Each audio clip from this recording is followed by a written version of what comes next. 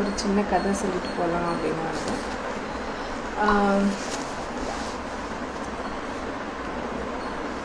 இது ஒரு தோட்டக்காரியின் கதை, தி பர்சிஸ்டன்சி. ஒரு அழகான சன்ரைஸ் சீனு. லீவர்ட் சைடில் ஒரு கிராமம் இருக்குது. லீவர்ட் சைட்னா தெரியும்ல, லைக் நம்மளுக்கு விண்ட்வர்ட் லீவர்டுன்னு ரெண்டு சைடு இருக்க ஒரு மவுண்டனுக்கு. ஸோ லீவர்ட் சைடில் இருக்கக்கூடிய ஒரு கிராமத்தில் ஒரு பெரிய நிலம். அங்கே வந்து சந்திரா நின்று யோசிச்சுட்ருக்கா. சந்திராவோட நிலம் தான் அது. அந்த சந்திராவோட நிலத்துக்கு வந்துட்டு அந்த நிலம் அவளுக்கு அவளோட தாத்தா கொடுத்தது. அவங்க தாத்தா இறந்து போனப்போ அவளுக்கு வாரிசு சொத்தாக கிடச்ச ஒரு நிலம் அது. அப்போ அந்த கிராமத்து மக்கள் எல்லாரும் அவளை வந்து கிண்டல் பண்ணுறாங்க. இந்த கல்லும் மண்ணுமான இந்த நிலத்தை வச்சு இவள் என்ன பண்ண போகிறா, இதில் என்ன விளைய போகுது அப்படின்னு சொல்லிட்டு கேலி பண்ணுறாங்க. ஆனால் சந்திரா வந்து ஒரு விஷயத்தை ரொம்ப சின்சியராக நம்பலாம். That's success is not about the initial conditions but about consistent thoughtful intervention. So சிம்பிளாக சொல்லணுன்னா, ஆரம்பம் எப்படி இருந்தாலும் பரவாயில்ல, முடிவு வேறு லெவலில் இருக்கணும் அப்படிங்கிற மாதிரி தான்.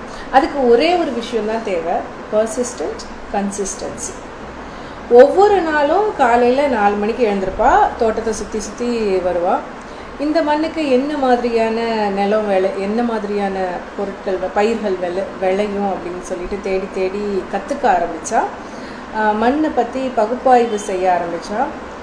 ஆரம்பத்தில் மாதிரியே இப்போவும் கிராமத்து மக்கள் எல்லாரும் அவளை வந்து கிண்டல் பண்ணிகிட்டே தான் இருந்தாங்க. என்னமோ பண்ணுறா பாரு. ஏன்னா அவள் ஒவ்வொரு தடவை முயற்சி செய்யும் பொழுதும் அதில் ஏதாவது ஒரு தவறுகள் நடக்கும்.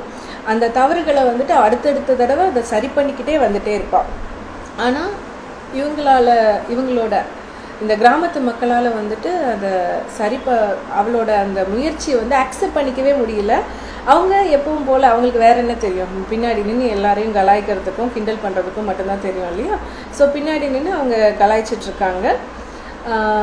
ஒவ்வொரு தடவையும் ரிசல்ட் கொடுக்கலனாலும் சந்திரா வந்து நம்பிக்கையை தளர விடாமல், முயற்சி பண்ணுறதை கைவிடாமல், அவளோட அந்த ஒவ்வொரு மிஸ்டேக்லேருந்தும் புதுசாக கற்றுக்கிறதோடு இல்லாமல் அடுத்த ட்ரையல் பண்ணும்போது, அடுத்த முயற்சி எடுக்கும்போது அதை வந்து இம்ப்ளிமெண்ட் பண்ணுறா. அந்த மிஸ்டேக் பண்ணக்கூடாது அப்படிங்கிறதுல ரொம்ப கிளியராக இருக்கா.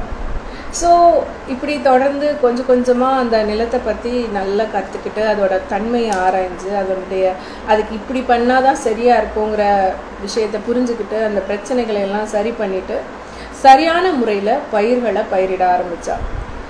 சுழற்சி முறையில், அதாவது சீசனுக்கு ஏற்ற மாதிரி ஸ்டெப் பை ஸ்டெப்பாக பயிர் செய்து ஒரு வழியாக அந்த நிலத்தோட எப்படி அதோட தன்மை என்ன, அதுக்கு எப்படி நம்ம பிளான் பண்ணணும் அப்படிங்கக்கூடிய ஒரு ஸ்ட்ராட்டஜிக்கல் பிளானிங்கை வந்து பண்ணிட்டா. பக்காவாக பிளான் பண்ணி பயிர் பண்ண ஆரம்பிச்சிட்டா.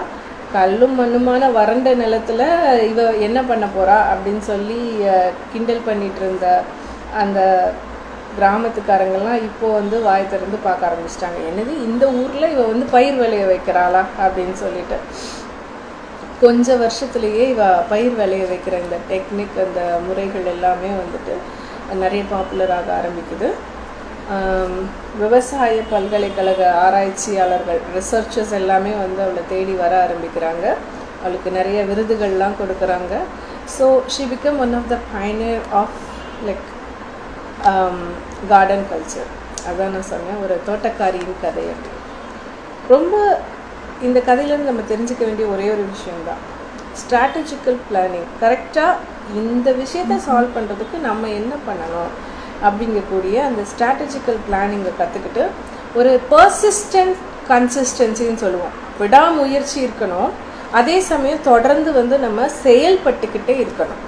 வெறும் நம்பிக்கை மட்டுமே வச்சுக்கிட்டு நம்ம என்ன செய்ய முடியாது, எதுலேயும் ஜெயிக்க முடியாது. So we need to have hard work, dedication, persistent consistency வச்சுட்டு இருந்தால் நம்ம எந்த விஷயத்தானாலும் ஈஸியாக ஜெயிச்சிடலாம்.